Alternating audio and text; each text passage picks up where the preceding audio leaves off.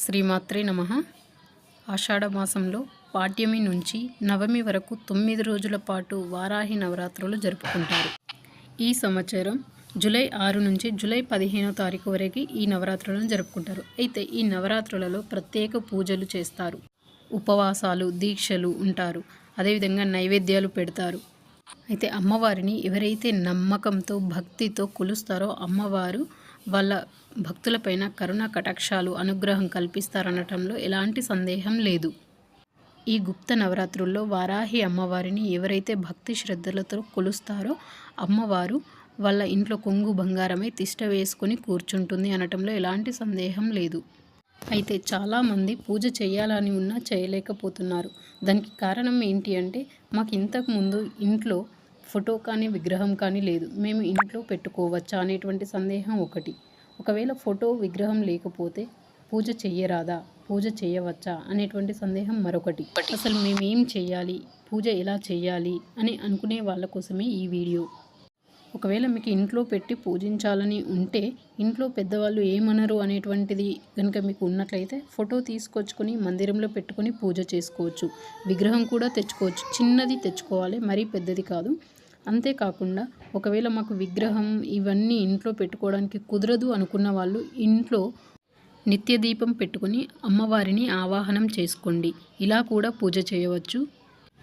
ఇక విగ్రహం కానీ ఫోటో కానీ పెట్టుకొని పూజ చేయాలనుకుంటున్న వాళ్ళు మొదటి రోజు ఎక్కడైతే ఆసనం ఏర్పాటు చేశామో చివరి 9 రోజులు కూడా అక్కడే ఏర్పాటు చేయాలి.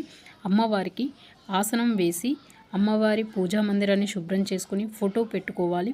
తర్వాత అమ్మవారిని ఆహ్వానం చేసి అమ్మవారికి ధూప నైవేద్యాలు సమర్పించాలి.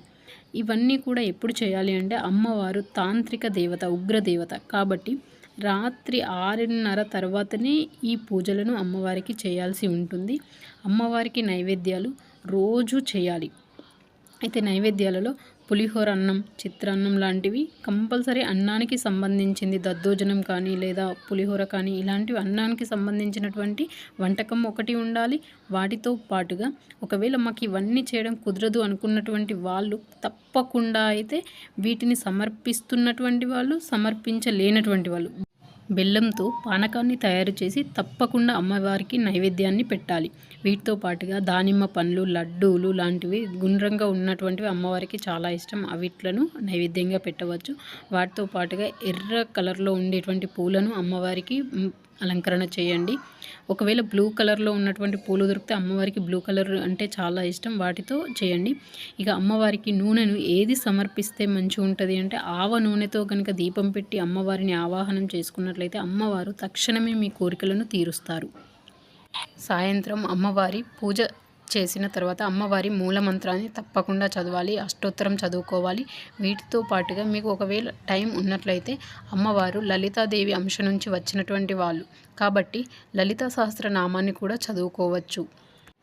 ఇక మీకు అర్థమైంది అనుకుంటాను. అమ్మవారి ఫోటో కనుక లేనట్లయితే నిత్య దీపంలోనే అమ్మవారిని ఆవాహనం చేసుకుని షోడశోపచార పూజ చేసుకుని పుష్పాలంకరణ, దీపాలంకరణ, దీప నైవేద్యాలు అన్నీ కూడా అమ్మవారికి సమర్పించి మీ మనసులో ఉన్నటువంటి సంకల్పాన్ని ముందుగానే పెట్టండి. అమ్మవారు తప్పకుండా మిమ్మల్ని అనుగ్రహించి మీకు అంతా మంచి చేస్తుంది. ఈ వీడియో మీకు నచ్చినట్లయితే ప్లీజ్ లైక్ చేసి షేర్ చేయండి, అదేవిధంగా కామెంట్ చేయండి. జై వారాహి మాత.